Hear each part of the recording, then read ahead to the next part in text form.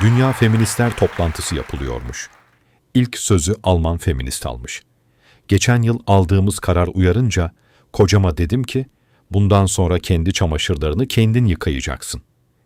Birinci gün bir şey görmedim, ikinci gün bir şey görmedim, üçüncü gün bir baktım, sadece kendi çamaşırlarını değil, benimkileri de yıkıyordu.